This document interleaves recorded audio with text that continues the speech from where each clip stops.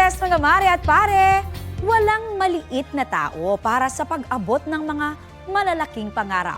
Yan ang tampok sa upcoming episode ng Magpakailanman ngayong Sabado. Di dahilan ng pagiging maliit para mangarap ng malaki.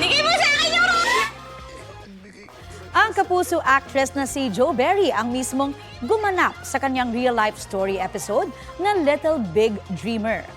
Full circle moment daw ito para kay Jo dahil sa drama anthology siya nagsimula bilang actress 10 years ago. Chika ni Jo, aminado siyang nahirapan sa pagganap sa episode.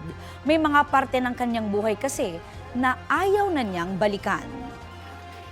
Natakot din talaga ako kasi of course maraming part ng buhay ko na ayoko na sanang balikan. Pero alam naman natin na yung mga pangit na parte ng buhay natin, yun talaga yung bumubuo sa kung ano tayo ngayon. Aabangan din si Jo sa upcoming GMA Prime series na The Master Cutter with Kapuso Primetime King Dingdong Dantes. Gagampanan niya ang karakter na si Ame.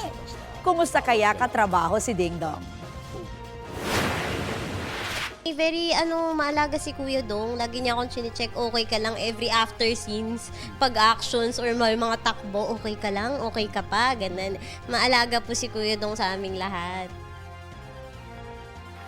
Mga mare at pare, may bagong series si Kapuso Primetime Queen Marian Rivera. Gaganap si Marian bilang journalist sa series na Behind Closed Doors. Ang karakter niya sa serye, mistress pa ng presidente ng Pilipinas. Mapapanood yan sa GMA Network at sa streaming platform na Prime Video.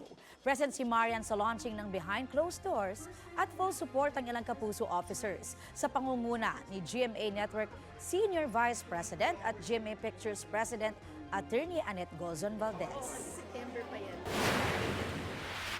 Ang gandang pasukin ng mundong hindi ko pa nagagawa. Kailangan ko kayong observe, pag-aralan, at kung paano ba talaga ang tama at para makahubog ako ng character. Saka na i-reveal yung plot and everything, pero it's a very exciting concept.